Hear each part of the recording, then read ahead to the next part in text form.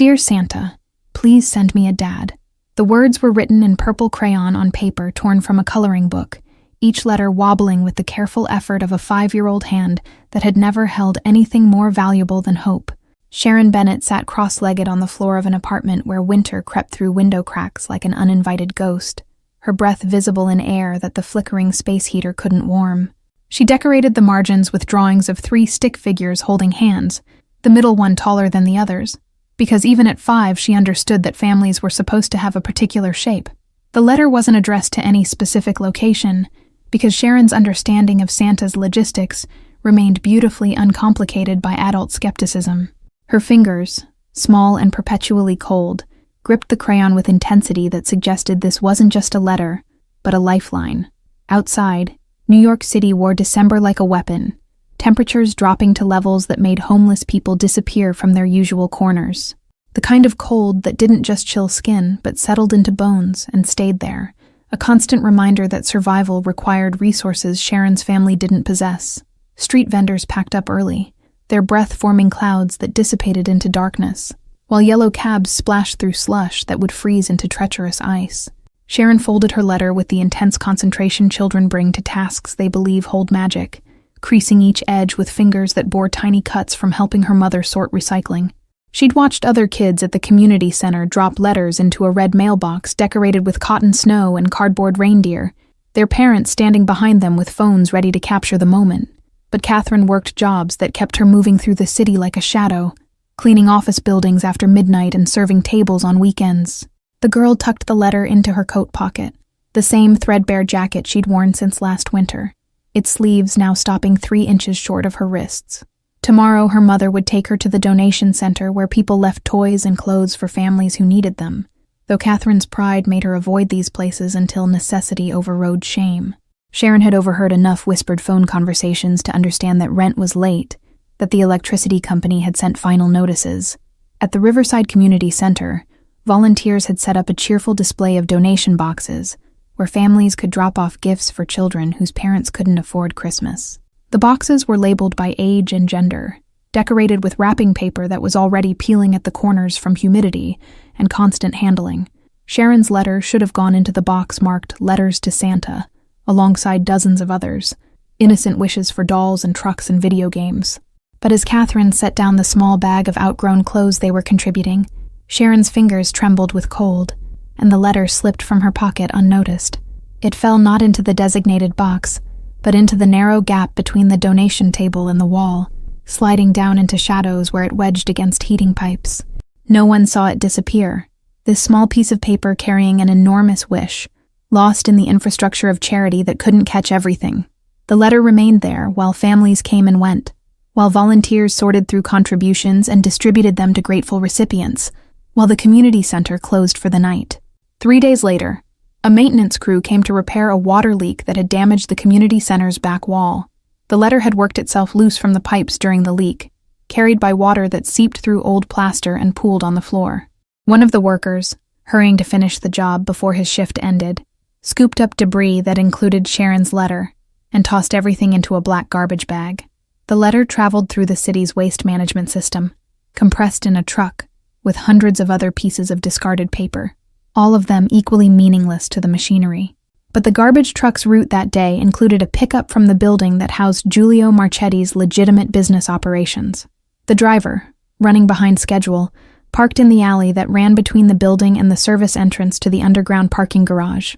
He heaved bags into the truck with practiced efficiency, not noticing when one bag caught on a piece of exposed metal and tore, spilling its contents. The torn bag deposited debris across pavement that was slick with ice and motor oil, scattering paper and refuse into shadows where cleaning crews wouldn't find it until morning.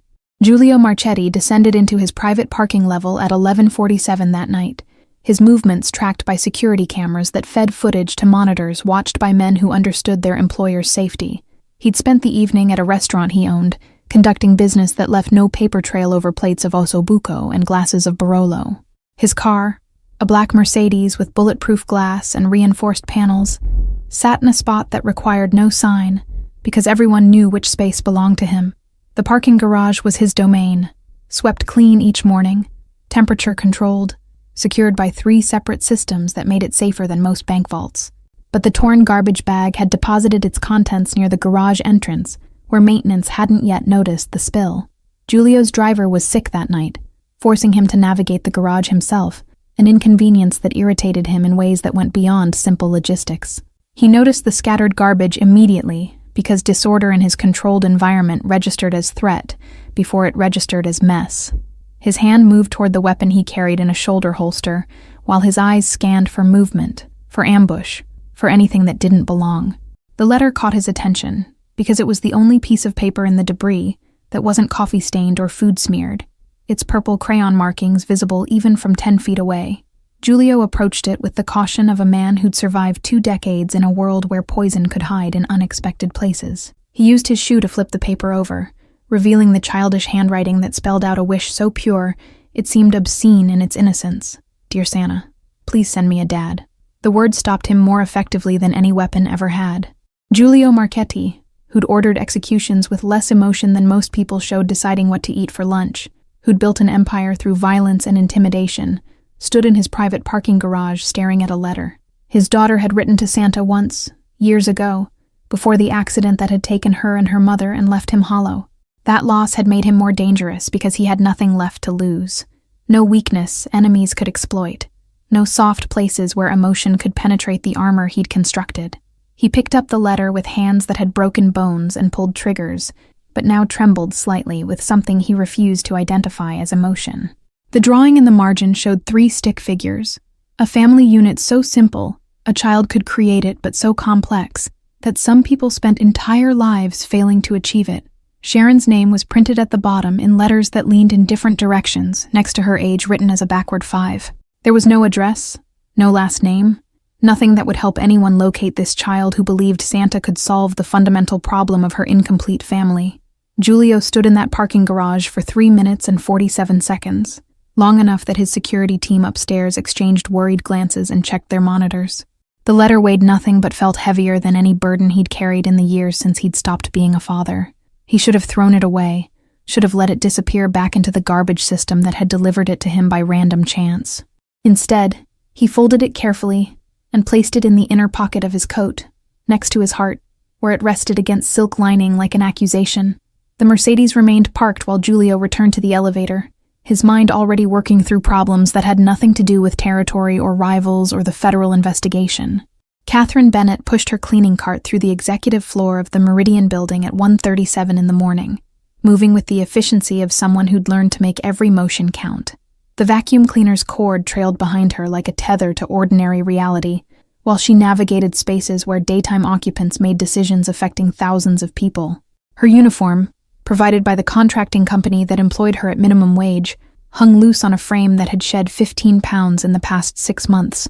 These hallways where she worked belonged to a different world than the one she inhabited during daylight hours, a realm of leather chairs and mahogany desks where even the air seemed cleaner. The Meridian building housed various companies that did business requiring beautiful facades, including several legitimate enterprises that served as fronts for operations that couldn't withstand scrutiny.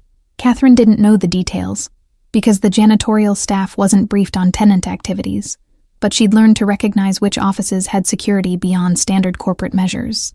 The 20th floor where she worked tonight featured cameras in every corner, reinforced doors with keycard access, and a particular quality of silence that suggested secrets worth protecting. She'd been warned during training never to open closed file cabinets, never to read documents left on desks, never to ask questions about the men in expensive suits.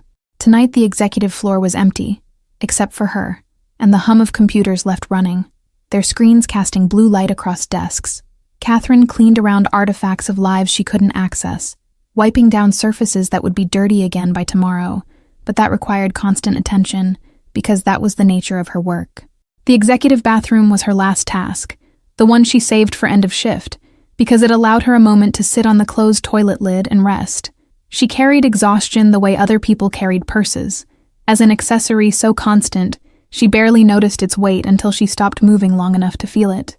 She locked the bathroom door out of habit, not because anyone else was on this floor, but because privacy was a luxury she claimed wherever possible. The mirror above the sink reflected a woman who looked older than 27, lines etched around her eyes from squinting through fatigue and worry. Her hands, perpetually red and cracked from cleaning chemicals, shook slightly as she splashed cold water on her face, trying to revive herself enough to finish the shift. The dizziness hit without warning, a sensation of the floor tilting sideways while the walls pressed inward with suffocating closeness. Catherine gripped the edge of the sink, knuckles white, fighting against the darkness that crept into the edges of her vision, like ink spreading through water. She hadn't eaten since the slice of pizza Sharon had left on her plate at breakfast, and that had been 17 hours ago across 2 different jobs. Her knees buckled and she slid down the wall to the tile floor, too tired to fight gravity any longer. The bathroom spun in lazy circles while she pressed her cheek against the cool tile and tried to remember how to breathe without her chest feeling like it was being compressed. This had happened twice before in the past month. These moments where her body simply refused to cooperate with the demands she made of it.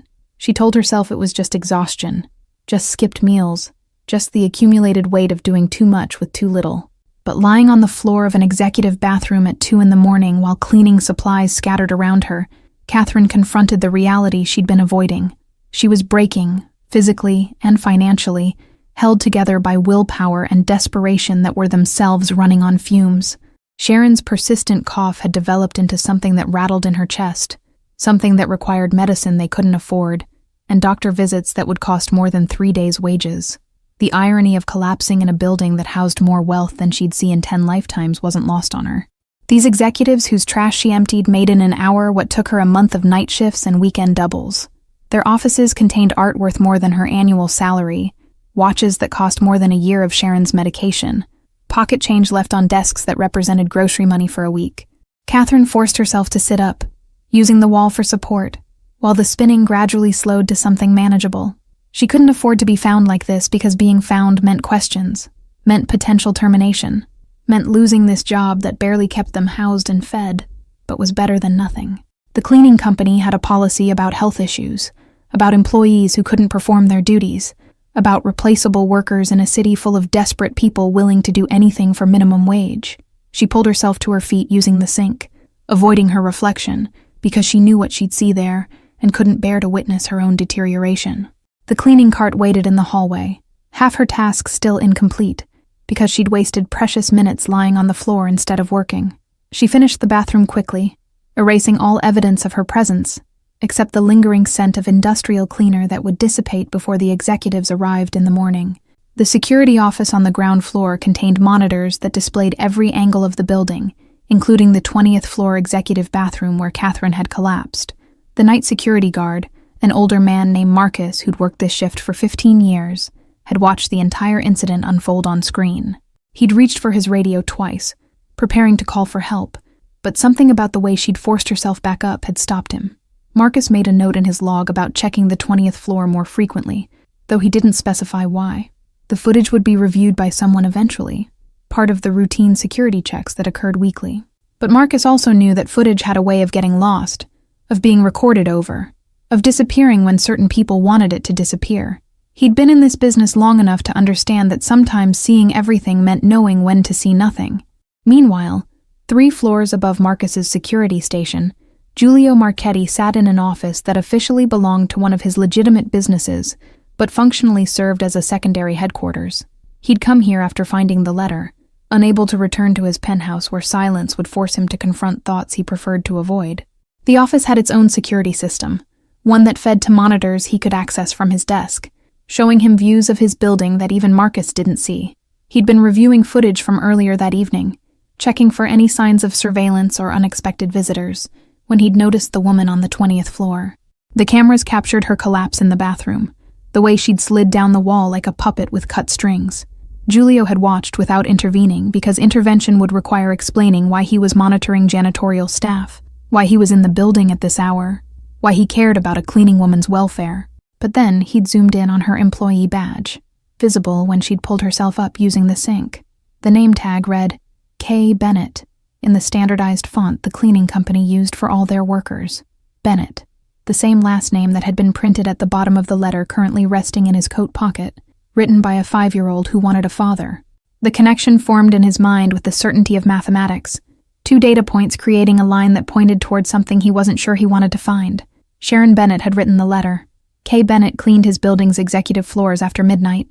The probability of coincidence was low enough to be dismissed, which meant the woman who'd just collapsed from exhaustion was the mother whose child had asked Santa for a father. Julio sat in his office watching footage of Catherine Bennett finishing her shift, moving through hallways with determination that looked more like survival than choice. The monitors displayed multiple angles of her progress, technical documentation of a life lived in the margins of his world. He should have closed the window, should have returned to the business that required his attention, but something about the way she moved reminded him of someone he'd spent 5 years trying to forget. His daughter had been 7 when the car accident happened, old enough to have opinions about everything, and young enough to believe her father could fix anything. Sophia had inherited her mother's dark hair and his stubbornness, a combination that had made her both delightful and exhausting in the way children are when they haven't learned yet that the world breaks people. She'd drawn pictures constantly, filling notebook after notebook with crayon families that always included 3 figures because their family unit had been complete and happy and utterly unprepared for tragedy. The accident had happened on a Tuesday afternoon, during a rare family outing to a restaurant across town, a celebration of something trivial that Julio couldn't even remember now. A drunk driver had run a red light at an intersection, physics and bad timing combining to destroy everything Julio had built that mattered.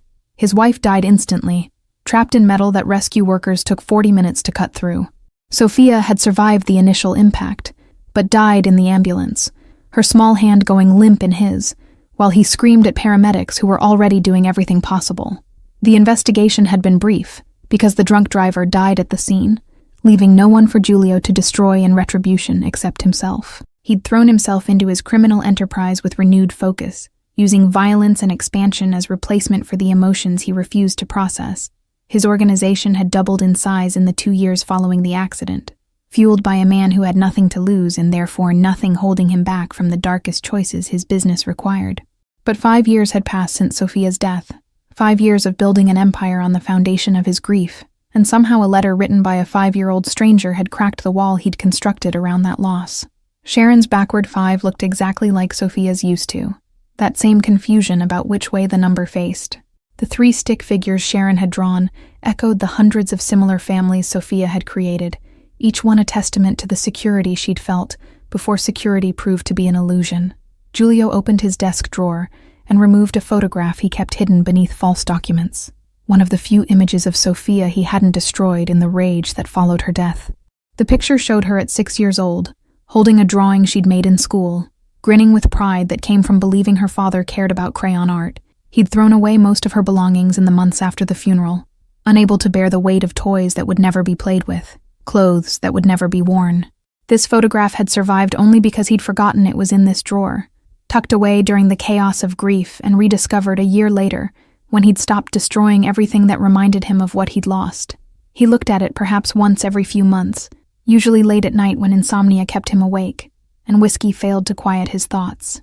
Sophia's face stared back at him now, with the innocence of someone who'd never imagined her father would outlive her, that childhood would end abruptly, instead of gradually. The connection between Sharon's letter and his own dead daughter was too obvious to ignore, too painful to fully acknowledge. A 5-year-old girl wanted a father, and Julio was a father who'd lost his 5-year-old, symmetry that felt designed rather than accidental. He didn't believe in divine intervention, or cosmic justice, or any of the spiritual concepts that offered comfort to people who needed explanations for chaos. But he also couldn't dismiss the probability that this letter had found him specifically, had traveled through impossible circumstances to land in his parking garage. Marcus's security log showed that Catherine Bennett worked the 20th floor every Monday, Wednesday, and Friday from midnight to 6 a.m., then rushed to her weekend job serving tables at a diner 3 blocks away.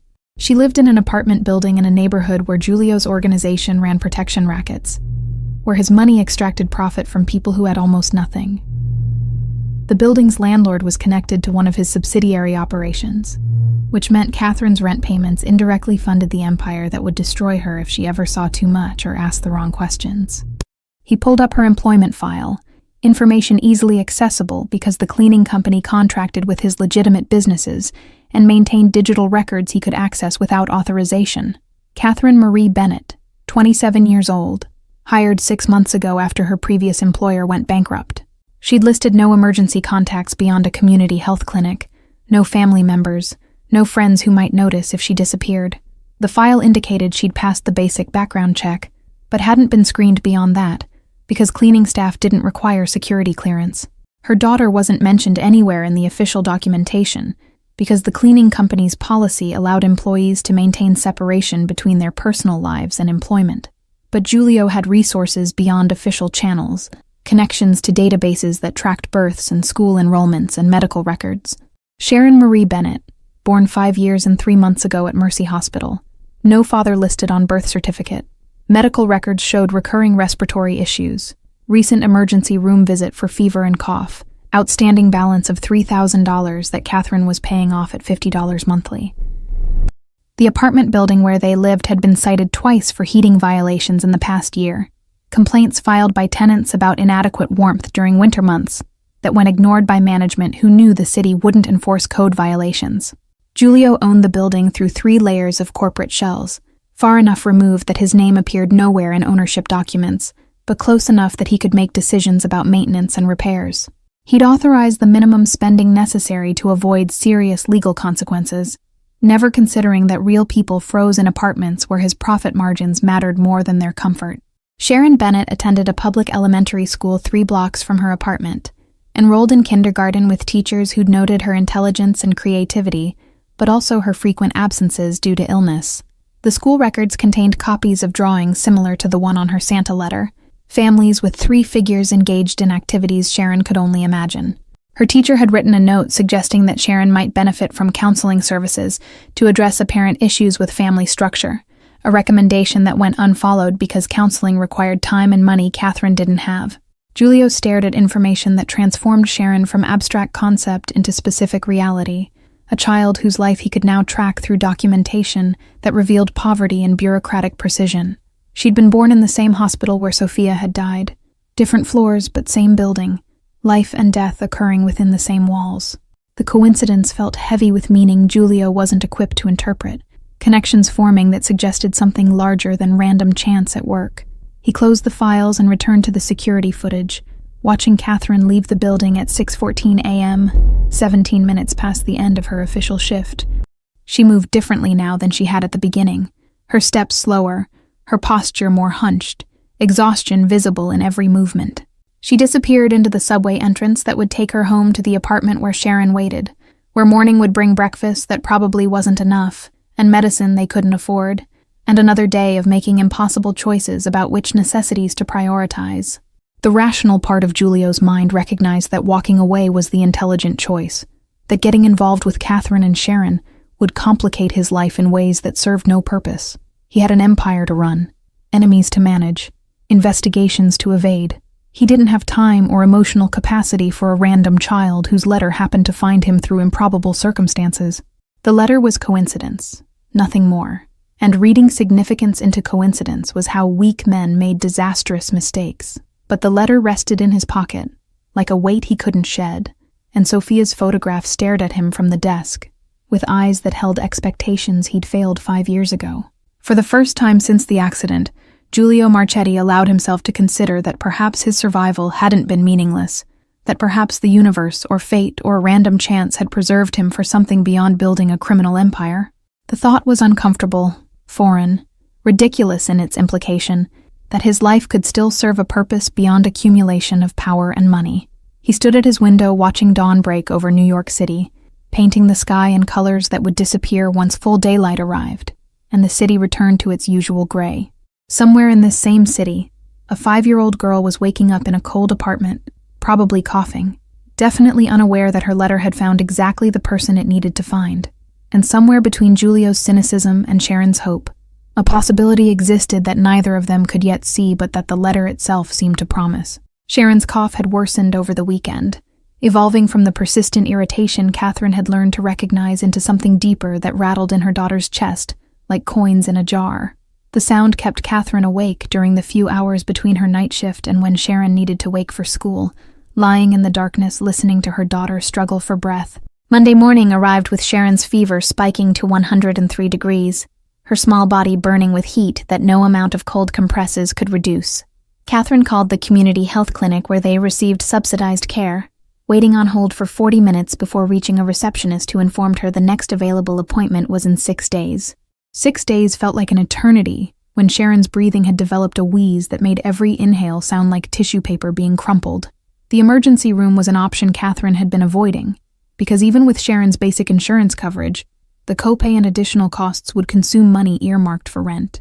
But by Tuesday afternoon, Sharon's lips had taken on a bluish tint that sent terror through Catherine's chest more effectively than any physical pain she'd experienced. She bundled her daughter in every blanket they owned and took the subway to Mercy Hospital, the same facility where Sharon had been born, and where they'd gone 3 times before for respiratory crises. The emergency room waiting area was packed with people whose desperation matched her own, all of them hoping that illness was urgent enough to be treated, but not so urgent that it signaled something catastrophic. They waited 4 hours before a triage nurse determined Sharon's oxygen levels were low enough to warrant immediate attention. The nurse, a woman in her 50s who'd seen too many children suffer from preventable conditions, didn't comment on the delay in seeking treatment, but her expression communicated judgment Catherine didn't need voiced. She knew she'd waited too long, knew that financial terror had compromised her judgment, knew that good mothers probably chose their children's health over rent, but good mothers probably also had better options than the ones available to her. Sharon was admitted to a pediatric examination room where a young doctor with kind eyes and exhausted face examined her with efficiency that came from treating dozens of similar cases daily. Pneumonia, he announced with the casual delivery of someone who saw this condition regularly enough that its potential lethality had become routine. Sharon would need to be admitted overnight for observation, would require antibiotics and breathing treatments, would need follow-up care that the doctor described while Catherine's mind calculated costs she couldn't afford. The hospital's billing department representative arrived before Sharon had even been assigned a room, a woman whose job required her to discuss money while sick children suffered nearby. She explained that even with Sharon's insurance, the overnight stay would cost approximately $4,000 out of pocket, a number so absurd it momentarily silenced Catherine's ability to process language. $4,000 represented 8 months of her careful $50 payments on their existing medical debt, or 3 months of rent, or the complete disintegration of the financial stability she'd been desperately constructing. Catherine signed papers she barely read, because refusing treatment wasn't an option regardless of cost, committing to debt that would likely follow her for years. Sharon was moved to a pediatric wardroom decorated with cheerful murals of animals that seemed to mock the severity of what brought children to this place. Nurses came and went with practiced efficiency, hooking Sharon up to monitors and IV lines while explaining procedures in voices trained to be simultaneously soothing and professional. By Wednesday morning, Sharon's condition had stabilized enough that the bluish tint had faded from her lips, and her breathing no longer sounded like crumpling paper. But the oxygen saturation monitor showed numbers that concerned the medical staff enough to recommend another night of observation, doubling the financial catastrophe Catherine was already facing. She sat in a chair next to Sharon's bed, holding her daughter's hand while calculating which bills could be ignored, which payments could be skipped, whether their landlord would accept a late rent payment or begin eviction proceedings immediately. Giulio received the information about Sharon's hospitalization, not through any official channel, but through the network of connections that kept him informed about everything occurring within his sphere of influence. One of his associates had a cousin who worked in Mercy Hospital's billing department, someone who occasionally provided information about people of interest. Catherine Bennett's name had been flagged in his system after he'd researched her, set to alert him if she appeared in any database his organization monitored. The cousin reported that Catherine had signed papers for Sharon's treatment looking like someone accepting a death sentence rather than medical care. The billing representative had noted Catherine's existing medical debt, had seen her hands shake while signing authorization forms, had watched her ask if payment plans were available, and then visibly calculate whether even payment plans were financially survivable. It was the kind of human detail that didn't appear in official reports, but that people remembered, because witnessing desperation left impressions. Giulio sat in his office reviewing this information, with the detachment he'd cultivated over decades of making decisions that affected lives he never witnessed directly. Sharon Bennett was hospitalized with pneumonia, facing medical costs her mother couldn't pay, existing in a crisis that would likely push them from barely surviving into complete financial collapse. The logical response was no response, maintaining the distance between his world and theirs, allowing systems already in motion to continue without his interference.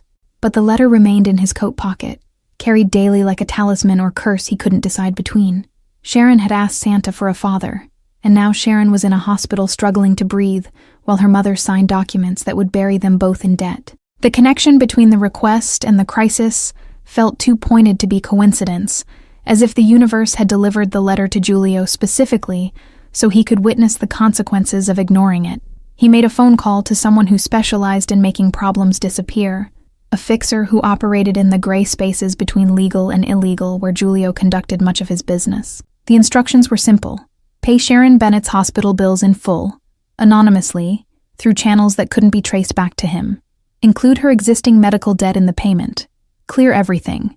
Make it appear as if a charitable organization had covered the costs, rather than a criminal who'd found a child's letter. The fixer asked no questions, because Giulio paid him to execute instructions rather than understand motivations.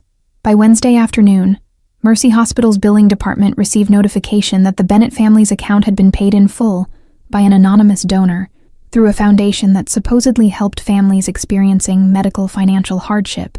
The billing representative who'd spoken with Catherine tried to verify the foundation's legitimacy and found documentation that appeared authentic, though anyone with Giulio's resources could create authentic-appearing documentation without significant difficulty. Catherine was sitting beside Sharon's bed reading a picture book when a hospital administrator knocked softly and entered with an expression that Catherine initially interpreted as bearing bad news. The woman explained that Sharon's bills had been covered by a charitable foundation, that no payment would be required, that they were free to focus on Sharon's recovery without financial concern. Catherine stared at her in silence, that stretched long enough to become uncomfortable, her mind unable to process information that contradicted everything she understood about how the world worked. The administrator provided paperwork documenting the payment, letterhead from a foundation Catherine had never heard of, explanations about how sometimes families were randomly selected for assistance based on need assessments and available funding. It sounded rehearsed in the way lies often do, when they're told by people who've been instructed what to say, but don't fully believe their own words.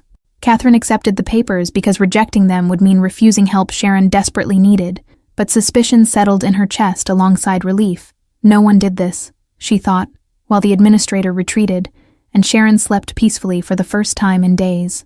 Foundations didn't randomly pay four-figure hospital bills for families they'd never met, didn't clear existing debt without application processes and verification procedures and waiting periods. Someone specific had done this, someone who knew about their situation, someone who had resources to spend thousands of dollars without requiring gratitude or acknowledgement or any return on investment. The question that kept Catherine awake in the uncomfortable chair beside Sharon's hospital bed wasn't why someone had helped, but who would help while remaining anonymous. People with money demanded recognition for their charity, sought tax benefits and social status and the satisfaction of being publicly generous. Anonymous help suggested either institutional bureaucracy or personal involvement someone wanted to hide, and the hospital's explanation leaned too heavily on the first option to be entirely true. Sharon was discharged from the hospital on Thursday afternoon with prescriptions Catherine could actually afford now that the larger debt had disappeared, medication that would help prevent future respiratory crises. They took a taxi home instead of the subway, a luxury Catherine allowed herself because carrying Sharon and medical supplies through underground stations felt impossible. The taxi driver, a man who'd seen enough of humanity's struggles to recognize them in his passengers, didn't charge for the trip after hearing Sharon cough, waving away Catherine's money with gruff kindness that made her want to cry. The apartment felt colder than Catherine remembered, the inadequate heater struggling against temperatures that had dropped further during Sharon's hospitalization. She settled Sharon on the couch wrapped in blankets and was preparing soup when someone knocked on their door, an unusual occurrence in a building where neighbors maintained careful distance from each other's problems. Through the peephole, she saw a man in an expensive coat that marked him as someone who didn't belong in this hallway, his presence immediately triggering alarm systems developed through years of vulnerability. She opened the door with the chain lock engaged, a barrier that would do nothing against actual threat, but provided psychological comfort. The man smiled in a way that didn't reach his eyes and introduced himself as a building inspector, checking on heating complaints that had been filed recently. His credentials looked official enough, plastic cards with city seals and photographs, but something about his presence felt choreographed rather than spontaneous. He asked to check the heating unit, citing violations that could result in fines for the building management. Catherine let him in because refusing a building inspector could lead to complications she couldn't afford, watching while he examined their space heater with attention that seemed excessive for a routine inspection.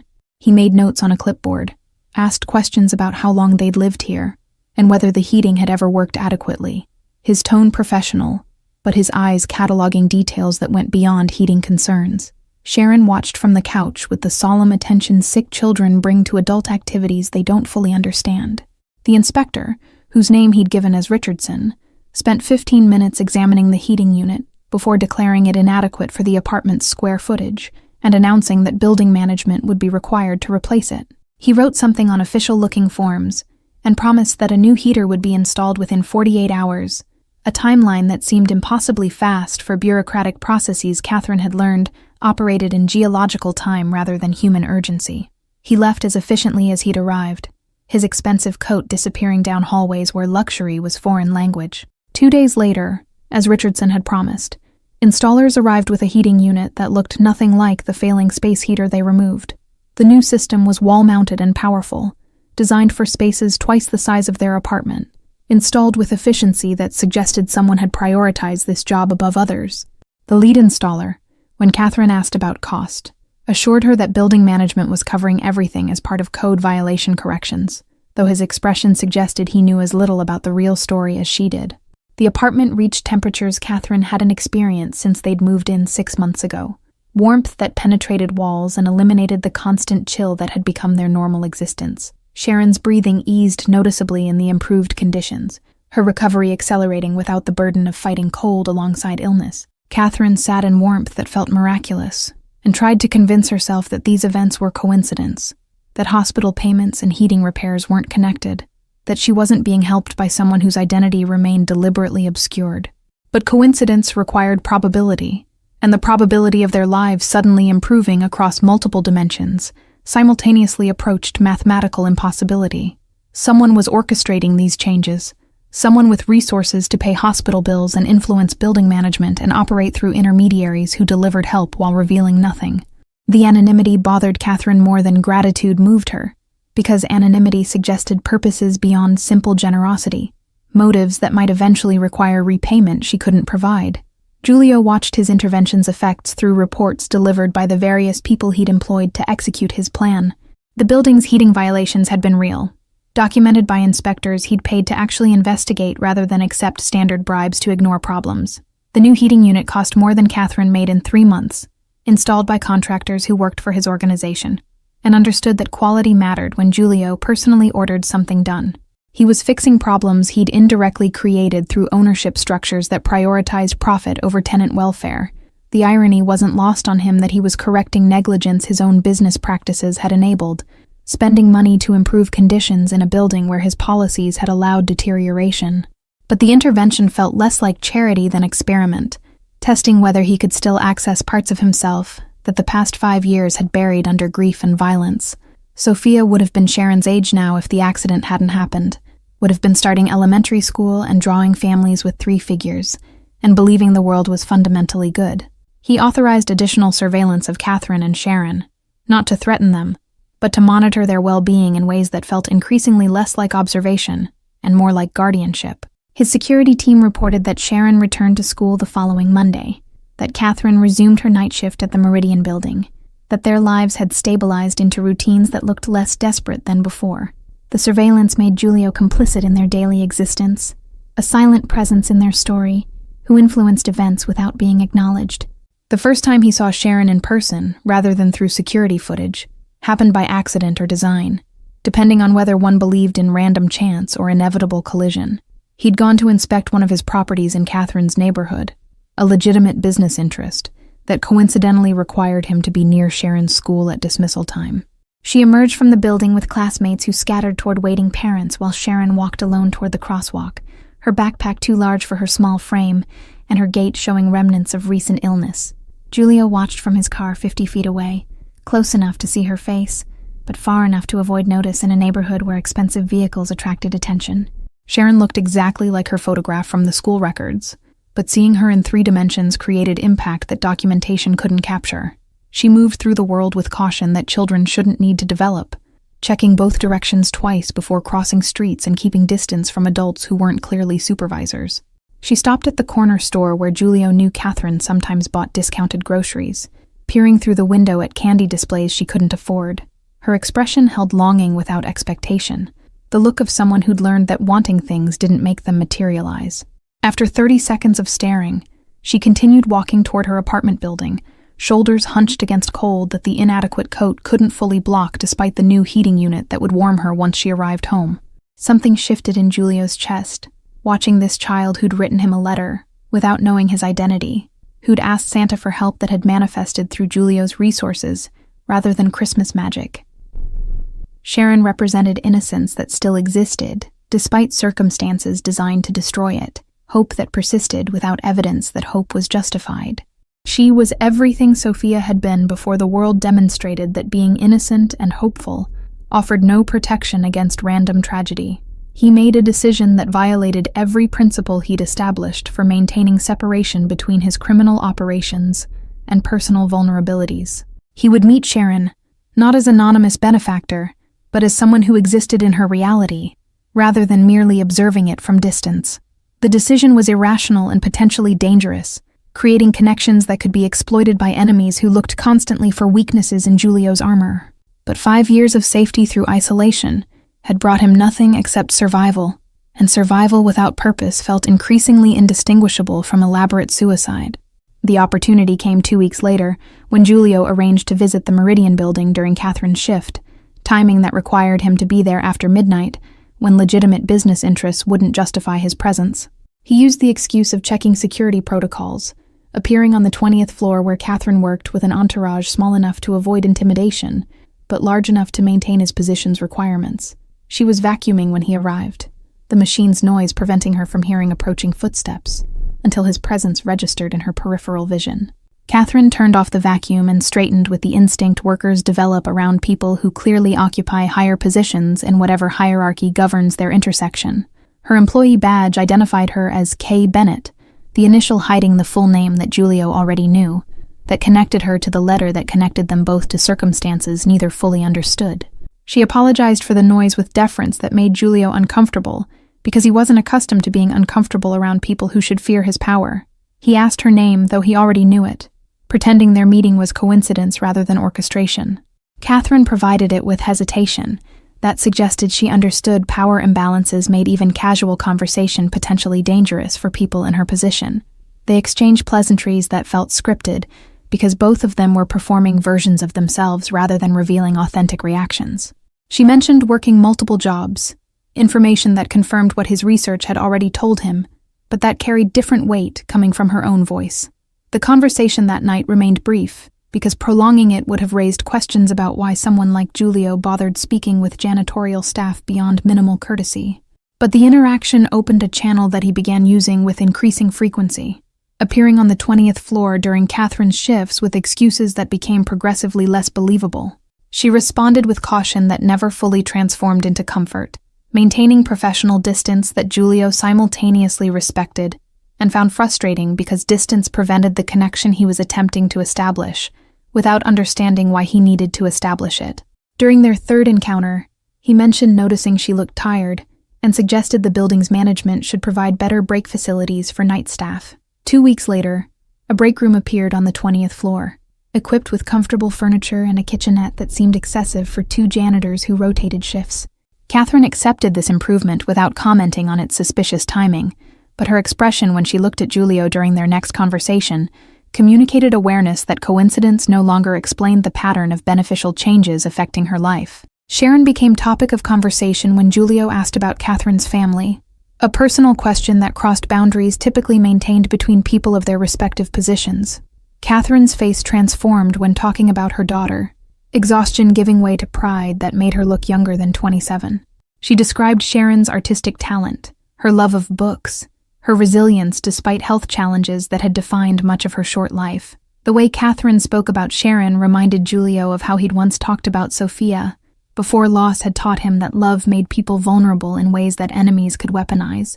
He found reasons to drive past Sharon's school more frequently, watching dismissal time like surveillance footage, except with his own eyes instead of cameras. He learned her routines, the corner store window where she stopped to look at candy, the route she walked home that avoided the block where older kids gathered with teenage aggression.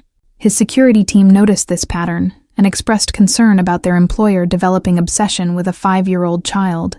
implications they didn't voice directly, but that hung in the air during their status meetings. The dangerous moment came when Sharon saw him. He'd been parked across from her school in a vehicle too expensive for the neighborhood, but not unusual enough to attract significant attention. She emerged from the building with her oversized backpack and stopped on the sidewalk, her attention caught by something he didn't initially identify. Then he realized she was looking directly at him through the car window, her small face tilted with curiosity rather than fear, because children her age hadn't yet learned that strange men in expensive cars represented threat. She waved, a small gesture that carried no meaning beyond childish friendliness toward someone whose presence had registered in her awareness. Giulio didn't respond immediately because responding meant acknowledging connection, meant crossing from observation into interaction, meant accepting that this situation had evolved beyond anything he'd originally intended. But her hand remained raised, waiting with patience that suggested she'd learned waiting was often required before adults noticed children, and something in Giulio's chest cracked like ice breaking. He waved back, a minimal gesture that felt enormous in its implications. Sharon smiled with satisfaction that her greeting had been acknowledged, then continued her walk home while Giulio sat in his car, recognizing he'd just made a choice that couldn't be unmade. She'd seen him, had marked his presence in her reality, had created connection that existed now regardless of whether he pursued it further. The anonymity he'd maintained was compromised by a child's wave, innocence colliding with his calculated distance, and destroying it more effectively than any intentional strategy could have. That night at the Meridian building, he asked Catherine directly about Sharon's father, a question so inappropriate, he watched her expression shift through multiple emotions before settling on guarded confusion. She explained with brevity that Sharon's father wasn't in their lives, had never been in their lives in any meaningful way, that Sharon's family consisted of the two of them and no one else. The information matched what birth certificates and records had already told him, but hearing it from Catherine made it real in ways documentation couldn't achieve. He told her about Sophia then, information he'd shared with no one in 5 years, words that emerged without permission from the part of himself he'd believed was successfully buried. He described the accident with clinical detachment that fooled neither of them, explained that his daughter would have been 7 now if physics and timing had aligned differently. Catherine's expression transformed from caution to recognition, understanding passing between them that transcended their different circumstances and connected them through parallel losses of different kinds. The vulnerability created opening that neither of them knew how to navigate. Giulio had revealed information that could be weaponized if Catherine ever understood who he actually was, what he actually did, how the money funding his apparent generosity was generated through operations that destroyed other families. Catherine had accepted intimacy from someone whose attention should have triggered alarm rather than tentative trust. They were walking toward collision. Neither could prevent, because the momentum had already carried them too far to retreat safely. Over the following weeks, their conversations extended beyond professional minimums, into territory that resembled friendship, if friendship could exist between people whose power differential made equality impossible. He learned that Catherine had been studying nursing before Sharon's birth had derailed education plans, that she read medical journals during subway commutes, and dreamed of eventually completing her degree. She learned that he'd studied architecture before family business had pulled him in different directions, that he still noticed building design with attention that went beyond property investment values. These exchanges of personal history created illusion of mutual understanding, while fundamental truths remained unspoken. Catherine didn't know that Giulio ran criminal operations. Giulio didn't reveal that he'd been orchestrating improvements in her life since finding Sharon's letter. They constructed relationship on foundation of partial truths and deliberate omissions, building connection that would collapse catastrophically if actual transparency ever occurred. The collision came when Catherine worked late one Friday night, staying past her normal shift to cover for another janitor who'd called in sick. She was cleaning offices on the 18th floor, 2 levels below her usual assignment, when she overheard conversation between men who hadn't noticed her presence. The conversation was in Italian, language she'd studied in high school and community college, understanding enough to recognize they were discussing payment schedules and territory disputes and shipments that needed to arrive without customs interference. She froze in the supply closet where she'd been organizing cleaning materials, understanding with sickening clarity that she was overhearing criminal planning in buildings she'd assumed housed only legitimate business operations. The men's voices were casual, discussing violence and illegal activity with comfort that suggested routine rather than exception. One of them mentioned Giulio's name, Not with title or context, but with the familiarity that indicated they worked directly for him, that he was central figure in whatever organization they represented. The conversation lasted 6 minutes that felt like hours, while Catherine remained motionless in the supply closet, afraid that any sound would reveal her presence and transform her from accidental witness into liability that required elimination. She'd heard enough movies and news reports to understand that people who overheard organized crime planning didn't usually survive with their knowledge intact. Her mind raced through impossible calculations about whether she could pretend she hadn't understood Italian, whether she could resign from this job without triggering suspicion, whether Sharon would be safe if Catherine became a problem someone needed to solve. The men finally left, their voices fading down the hallway while Catherine remained in the closet for another 10 minutes, her heart pounding so hard she could feel it in her throat. When she finally emerged, she moved through the rest of her shift with mechanical precision, completing tasks while her mind tried to reconcile the man who'd been kind to her with the names spoken by criminals discussing operations that required violence. The Giulio who'd shared stories about his dead daughter couldn't be the same Giulio who apparently controlled criminal organization, except they clearly were the same person, and she'd been catastrophically naive. She wanted to believe she'd misunderstood, that the conversation had been about something legal that just sounded criminal in translation. But the pieces aligned too perfectly, explaining the resources that had paid her hospital bills and installed new heating and created break rooms, money that came from sources she'd been deliberately not questioning, because questioning would have meant refusing help Sharon desperately needed.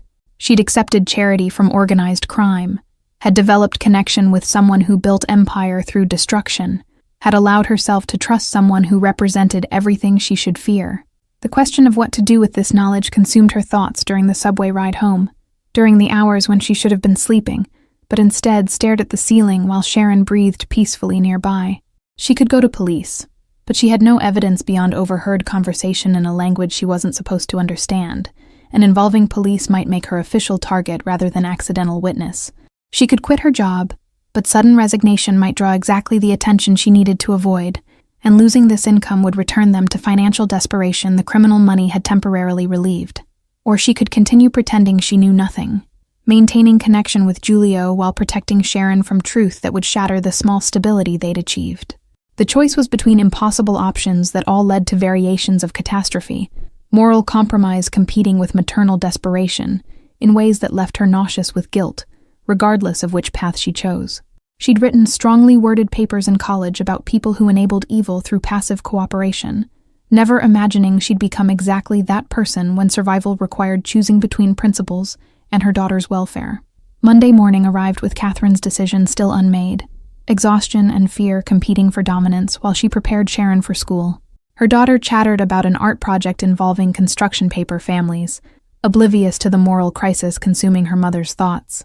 Catherine braided Sharon's hair with hands that trembled slightly, wondering if this normalcy was something she'd destroy by choosing principle over pragmatism, or preserve by choosing silence over safety. She avoided the Meridian building that week by trading shifts with another janitor, claiming a scheduling conflict that wasn't entirely fabricated since her internal conflict had become its own kind of schedule disruption. The trade meant working in a different building across town, less pay for more hours, but distance from Giulio felt necessary while she processed the collision between who she'd believed he was and who he apparently actually was. Her absence would be noticed, might trigger exactly the attention she was trying to avoid, but continuing to pretend nothing had changed felt beyond her current acting capabilities. On Wednesday evening, Giulio appeared at her apartment building, a development so unexpected it momentarily froze her thought processes when she saw him through the peephole. He wore clothes less expensive than usual, attempting to blend into a neighborhood where his presence was still obviously wrong, his posture carrying alertness that suggested he understood the risk he was taking by coming here. She opened the door without the chain lock because preventing his entry would only delay inevitable conversation, not prevent it entirely. He noticed her fear immediately, the way her body angled toward Sharon's bedroom door as if preparing to protect her daughter from threat. His expression shifted through several emotions, before settling on something that might have been hurt if people like him were capable of being hurt by distrust. He asked if they could talk, a request phrased as question, but carrying weight of requirement, stepping into her apartment with the careful movements of someone navigating unfamiliar territory where usual rules didn't apply. Sharon was sleeping in the bedroom, her door closed but not locked, because locks inside apartments suggested dangers Catherine preferred Sharon not consider yet. They sat in the small living area that served as kitchen and dining room and family room, inadequate furniture that suddenly felt even more inadequate with Giulio occupying space designed for people with fewer resources and complications. He asked why she'd been avoiding him, question that acknowledged her deliberate absence rather than accepting her scheduling excuse as legitimate. Catherine considered lying, maintaining the pretense that nothing had changed, continuing the performance that had characterized their entire relationship. But something about his presence in her apartment, the vulnerability of him coming to her territory instead of summoning her to his, made honesty feel like the only option that preserved whatever dignity she had left. She told him about the overheard conversation, the Italian words that had revealed truths he'd been carefully concealing, watching his face for reactions that would tell her whether fear was appropriate response. He didn't deny it, which somehow made everything worse because denial would have left space for doubt, for alternative interpretations, for hope that she'd misunderstood. Instead, he confirmed what she'd overheard, with the same clinical detachment he'd used describing his daughter's death, explaining that yes, he ran organizations that operated outside legal boundaries, that the money helping her came from sources that destroyed other people's lives. His honesty felt like cruelty, forcing her to confront complicity she'd been able to ignore while pretending ignorance. She asked him to leave, words that came out stronger than she felt, maternal instinct overriding the gratitude that complicated her ability to fully reject someone who'd probably saved Sharon's life through his criminal generosity. He stood but didn't move toward the door, his attention fixed on Sharon's bedroom with expression that made Catherine's chest tighten because she recognized it as the same expression she wore when watching her daughter sleep. He asked if he could meet Sharon properly, not through car windows or security footage, but as someone real in her life, rather than ghost orchestrating improvements from shadows. The request was so absurd, it momentarily silenced Catherine's objections. He wanted to meet her daughter, to cross from anonymous benefactor into acknowledged presence, to insert himself into Sharon's reality in ways that would make him real rather than theoretical. The danger of that connection stretched beyond immediate physical threat into territory where Sharon could become attached to someone whose life guaranteed eventual catastrophe. Children didn't understand that kindness from dangerous people was still dangerous, that temporary stability built on criminal foundations would eventually collapse. But Sharon had asked Santa for a father, and Giulio had found that letter, and the months since had brought improvements that transcended coincidence into something that felt almost like providence, if providence worked through morally compromised channels. Catherine looked at this man who'd built criminal empire, but who'd also paid hospital bills without requiring gratitude, who'd installed heating that made their apartment livable, who'd revealed his own dead daughter as if that loss created bridge between their incompatible worlds. She couldn't decide if letting him meet Sharon was protecting her daughter or betraying her. The decision was made for her when Sharon's bedroom door opened, the girl emerging in pajamas with the stuffed rabbit she'd had since infancy. She'd woken up from the sound of voices, curiosity overriding tiredness that usually kept her asleep until morning. Her eyes found Giulio immediately, recognition spreading across her face and smile that suggested she'd been waiting for this moment without knowing she was waiting. She called him the Angel Man, the title she'd apparently given him after seeing him wave outside her school. Giulio's expression transformed into something Catherine hadn't seen before, vulnerability that made him look younger and more human than the controlled persona he usually projected. He knelt down to Sharon's level, moving with careful slowness that suggested he understood children required different approach than the adults he usually intimidated. Sharon approached without fear, because she hadn't learned yet that some angels were fallen, that help from complicated sources came with complications that wouldn't be apparent until much later. They talked about her drawings, about the families with 3 figures that she created constantly, about whether she liked school and what her favorite color was, and the kinds of questions adults asked when trying to connect with children through the limited vocabulary of ordinary life. Sharon answered with the openness that characterized children who hadn't yet learned strategic information management, telling him about her art teacher and the candy store window, and how her mommy worked very hard, which is why she was always tired. Each detail she shared was small vulnerability that could be weaponized if Giulio ever became threat instead of protector. Catherine watched this interaction with the helplessness of someone witnessing collision they couldn't prevent, her daughter bonding with a man whose presence represented danger, even while his actions suggested something closer to salvation. The scene was domestic in ways that felt simultaneously wrong and right, Wrong because of who Julio was, and right because Sharon glowed with attention from adult male who wasn't rushing to leave or checking his phone or counting minutes until obligation ended. This was what Sharon had asked Santa for, presence of someone who saw her and engaged with her and made her feel like she mattered. After 20 minutes, Julio stood and told Sharon he needed to leave, but that he hoped to see her again. She asked if he'd come back, question loaded with hope that made Catherine's chest ache, because that hope could be crushed in dozens of ways that Sharon couldn't anticipate.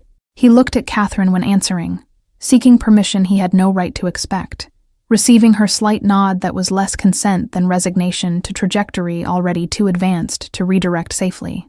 When he'd left and Sharon had returned to bed, Catherine sat in the dark living room, trying to calculate whether she'd just made catastrophic mistake or necessary compromise. She'd allowed criminal access to her daughter, had permitted relationship that could end in ways her imagination immediately supplied in vivid detail. But she'd also seen Sharon smile with the particular joy children show when they feel chosen by adult attention, security that had been missing from her daughter's life since birth. The moral clarity she'd possessed before having a child felt like luxury she could no longer afford.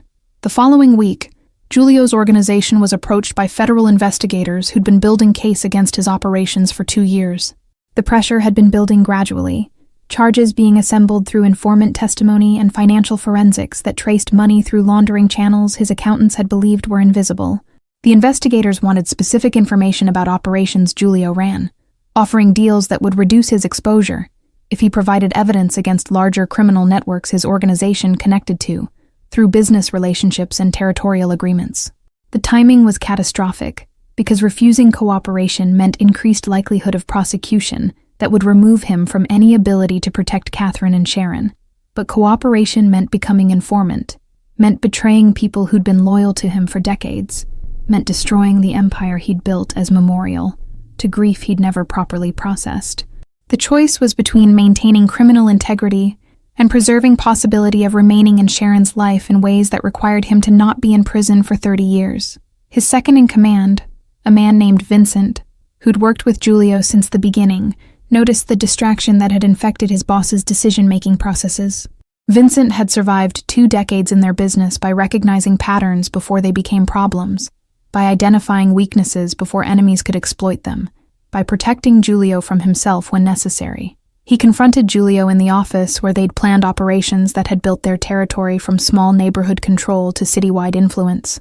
Vincent had done research, the kind of quiet investigation that happened when loyal employees worried their employer had developed liability that could destroy everyone.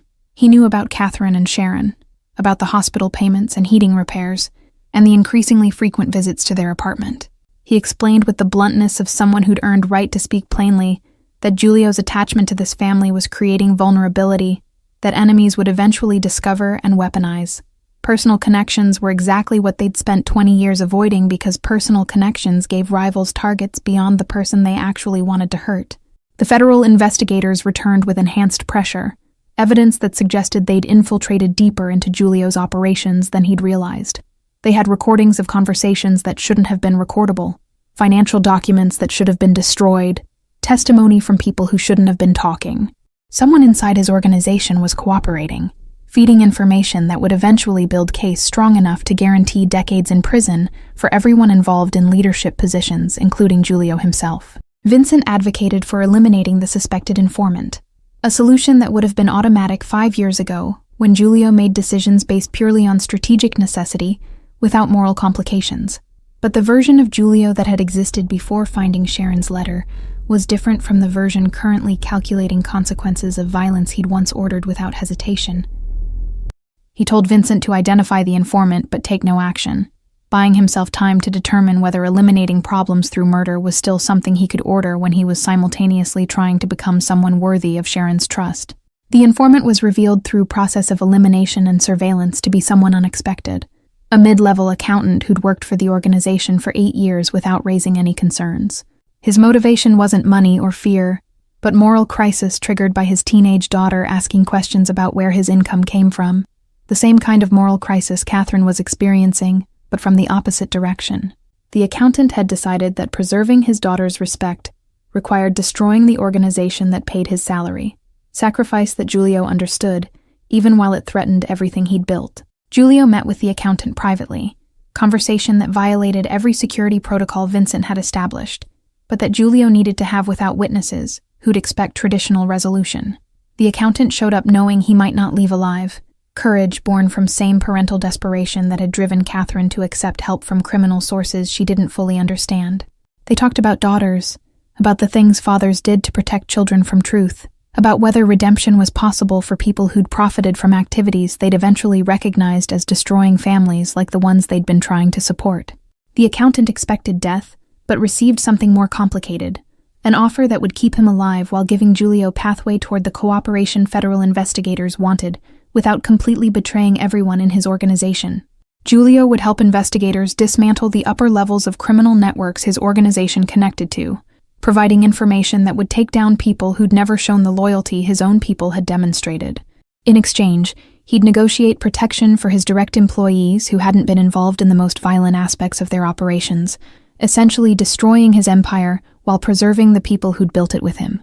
The decision meant becoming exactly what criminals despised most: an informant who traded cooperation for survival, someone who violated codes that had governed organized crime for generations. Vincent's reaction was immediate and visceral, the kind of betrayal that made 20 years of partnership irrelevant in the face of this ultimate violation.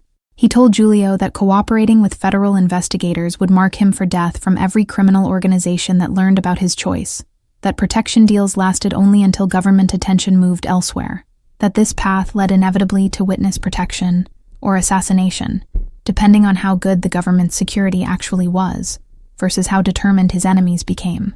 Giulio accepted these consequences with the same detachment he'd once used accepting that violence was necessary business cost, except now he was calculating different kind of cost-benefit analysis.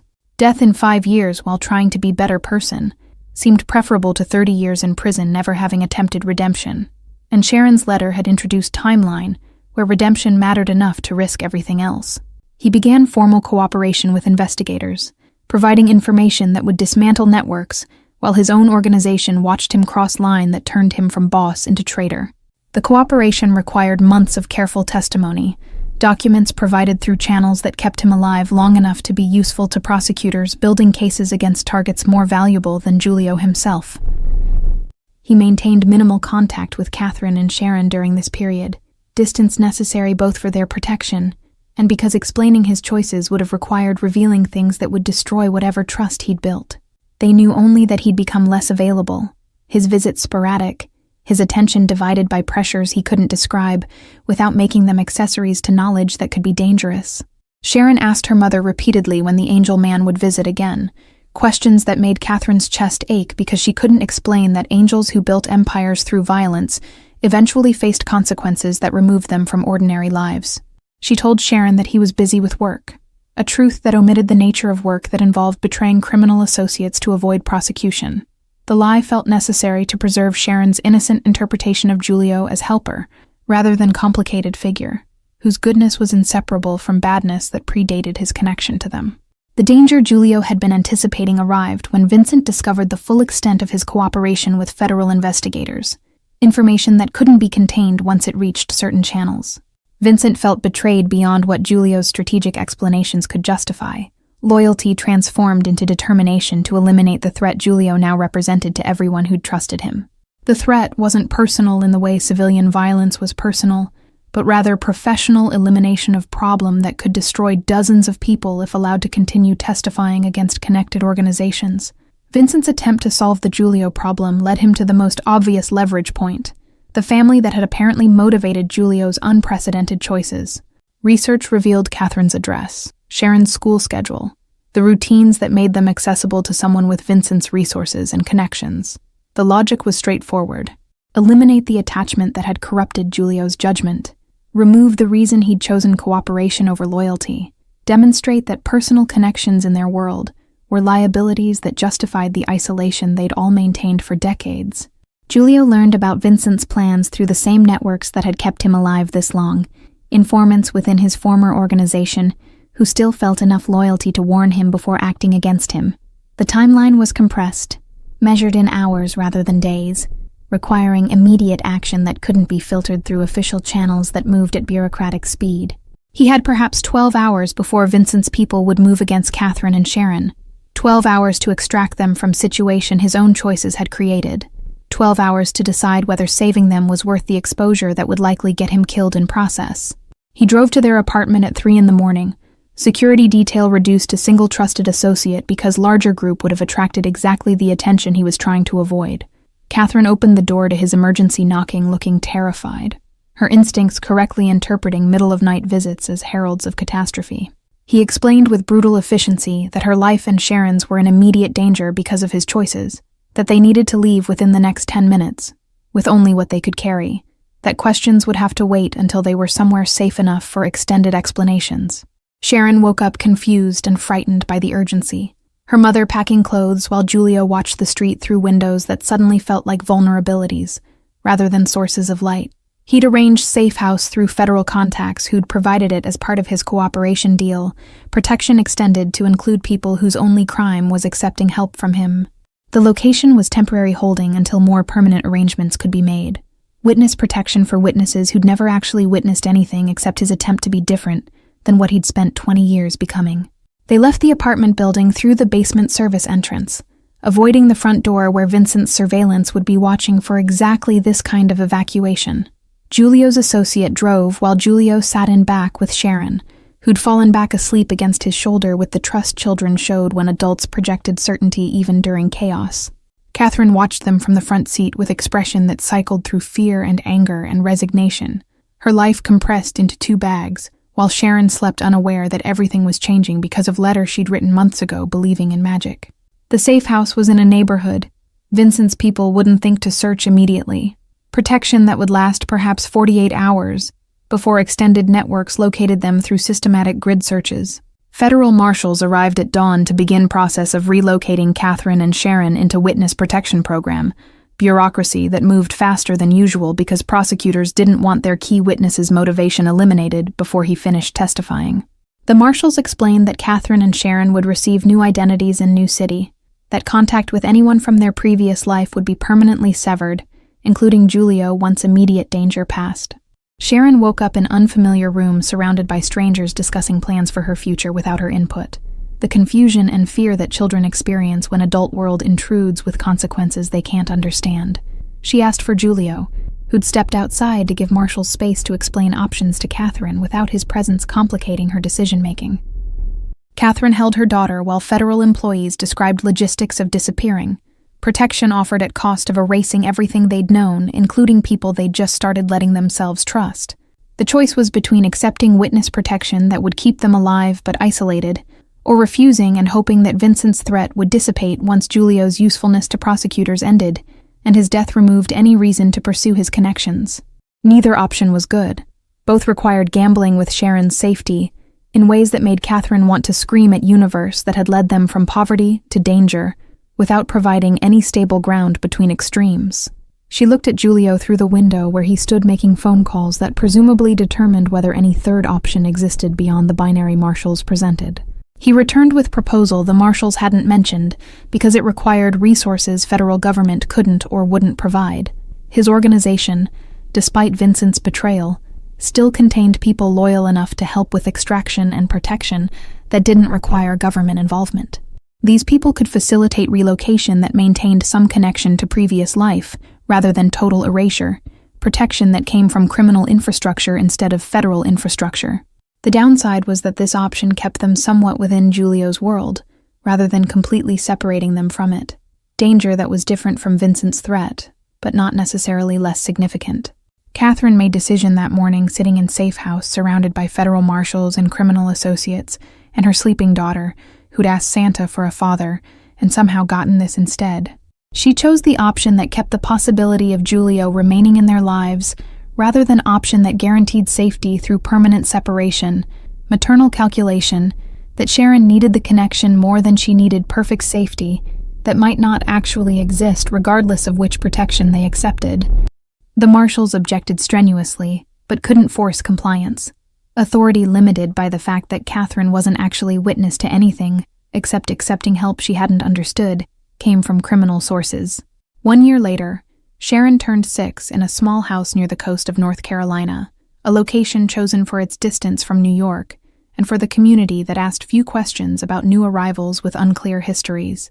The house wasn't large, but it was warm, heated adequately by systems that worked properly, because Giulio had learned that functional heating mattered in ways he'd never considered when he'd owned buildings where tenants froze. Sharon's bedroom had windows that overlooked water instead of buildings, fresh air replacing the industrial smell that had characterized their New York apartment.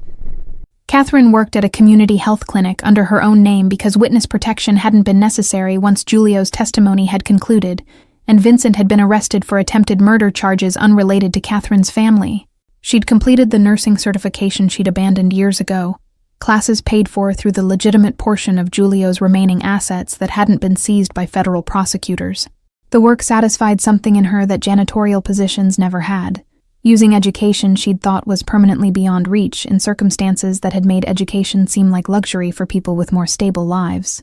Giulio lived in the same town under his own name, because the cooperation deal had concluded with him receiving immunity from prosecution in exchange for testimony that had dismantled networks larger than his own organization. He'd lost the empire he'd spent 20 years building, assets seized or dissolved, connections severed, reputation destroyed among the criminal communities that had once feared and respected him. What remained was legitimate security consulting business that employed his particular skills without requiring criminal applications, work that paid significantly less than his previous operations, but that allowed him to sleep without calculating which enemies might eliminate him before morning. He saw Sharon and Catherine daily now, proximity that had developed gradually over the year as threat levels decreased, and they'd all adjusted to transformed circumstances. The relationship between Giulio and Catherine remained complicated. Friendship mixed with romance neither of them had explicitly acknowledged, because explicitly acknowledging would have required addressing whether love was possible between people whose history included criminal enterprise and desperate acceptance of help from morally compromised sources. They existed in careful balance between what they were and what they might become, if they admitted to feelings that had developed despite impossible odds. Sharon knew Giulio simply as the person who'd become her father, in all the ways that mattered, except biology and legal documentation. He attended her school functions, helped with homework that required adult patience, read bedtime stories with the particular care of someone who'd lost one daughter and been given unlikely chance at being father to another. She called him by his first name, because calling him Dad seemed to require permission neither he nor Catherine had explicitly granted, though the word hovered unspoken in the space between them, waiting for someone to be brave enough to claim it. The anniversary of finding Sharon's letter arrived in December, winter in North Carolina, much gentler than the brutal New York cold that had defined their previous existence. Giulio mentioned the date to no one because acknowledging it would have required explaining the chain of improbable events that had led from letter to here. Coincidences stacked so high they suggested something beyond random chance at work. He thought about the garbage truck that had torn the bag, about the parking garage where he'd found purple crayon words, about every decision point where different choices would have prevented this improbable family from forming. Sharon's health had stabilized in the year since leaving New York, consistent medical care, and adequate nutrition and stress reduction contributing to respiratory system that finally functioned without constant crisis. She'd grown 3 inches, gained weight that made her look less fragile, developed confidence that came from security she'd never experienced during her first 5 years. The transformation was visible in photographs Catherine took compulsively, documenting the girl Sharon was becoming compared to the struggling child she'd been. Christmas approached with Sharon creating cards and decorations, her artistic talent nurtured now through classes and supplies that were no longer unaffordable luxuries. She made card for Giulio that featured 3 stick figures holding hands, the same family composition she'd drawn on the Santa letter, but now representing reality rather than wish. The middle figure was labeled with his name in letters that no longer leaned in different directions, her handwriting having improved through year of school and practice and stability that allowed focus on education rather than survival. On Christmas Eve, Sharon asked if she could write another letter to Santa, tradition she wanted to maintain despite growing understanding that the magic might be less literal than she'd believed at 5. Catherine agreed, providing paper and the same purple crayon Sharon had used for the original letter that had changed everything. Sharon worked on her letter with concentration that suggested importance beyond simple holiday tradition, folding it carefully when finished, and handing it to Giulio instead of putting it in mailbox, because she apparently understood that Santa worked through human channels more often than magical ones. Giulio opened the letter with hands that trembled slightly, nervous in a way he hadn't been nervous facing armed enemies or federal prosecutors. The letter was brief, written in Sharon's improving but still childish handwriting, asking Santa to let her keep what she'd already received.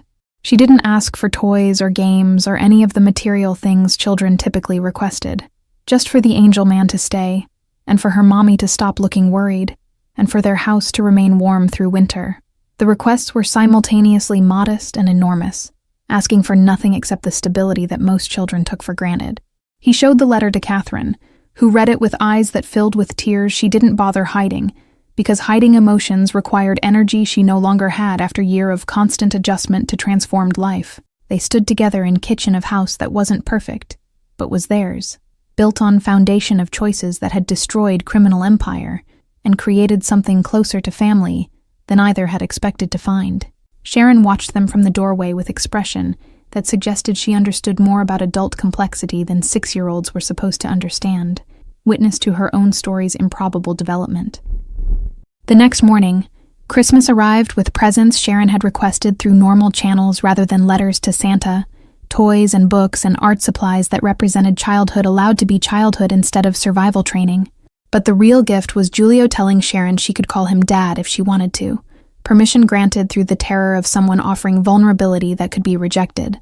Sharon considered this seriously for approximately 3 seconds before testing the word, finding it fit properly in ways that first names never quite had, despite year of practice. Catherine watched Julio become father to her daughter through nothing except choice and consistency, the irony not lost on her that Sharon's letter asking Santa for a dad had somehow manifested exactly what she'd requested through the most improbable channels imaginable. The Mafia boss who'd found a letter in his parking garage had dismantled his entire life to become the person that letter had asked for. Transformation that seemed more like miracle than anything Christmas mythology promised. They ate breakfast together while snow fell outside, the kind of gentle snow that decorated rather than threatened, beauty without danger that characterized their new existence. Julio had spent 5 years believing his capacity for family had died with Sophia and his wife, that the accident had destroyed not just people, but possibility of ever building family again. Sharon had proved that belief wrong simply by writing letter that had found him when he'd needed finding, even though he hadn't known he'd needed it. The house was warm, Sharon was healthy, Catherine was working in profession she'd dreamed about, and Julio was living outside criminal enterprise that had consumed him for 20 years. None of it was perfect. Trauma didn't disappear just because circumstances improved, and they were all still learning how to be family that hadn't been formed through traditional means. But perfect wasn't the goal anymore. Not when good enough was so much better than what any of them had expected when letter first arrived requesting something that had seemed impossible. Sharon fell asleep that night holding both Julio's and Catherine's hands, positioned between them in configuration that matched the stick figures she'd been drawing for a year and a half. The 3 figures had finally manifested in reality, family built not through biology or marriage, but through letter and choices, and the improbable collision of desperation and resources that had somehow created love from circumstances that should have produced nothing except more pain. They were family because they'd chosen to be, because girl had asked and man had answered, and woman had accepted help that came through wrong channels but led to right destination. Outside, winter settled over North Carolina with the gentleness that characterized their new life, cold that could be managed rather than cold that threatened survival. Somewhere in the house, Sharon's original letter to Santa rested in frame on Julio's desk, purple crayon words that had traveled through garbage trucks and parking garages to find exactly the person who needed to find them. The letter had asked for father, and the universe or fate or random chance had delivered one who'd needed daughter just as desperately. Symmetry that felt too perfect to be accidental even for people who didn't believe in magic. The story of how Mafia boss became father to girl who'd written letter to Santa would never be told outside the 3 people who'd lived it, secret that protected them from scrutiny that would have complicated the peace they'd built from chaos. But the story existed regardless of whether anyone else knew it, testament to the possibility that sometimes impossible things happened, when desperation and hope and willingness to transform collided in exactly the right way. They were family now, built from ashes of what they'd each lost or never had, imperfect and complicated, and absolutely real in ways that mattered more than any traditional family structure ever could. Thank you all for following this story. If it touched your heart, please write in the comments from which place you're watching this, and don't forget to like, subscribe, and share the video. Your support means everything and helps me continue bringing you more stories like this one. Sometimes the most impossible miracles happen through the smallest gestures. A letter, a choice, a second chance that changes everything.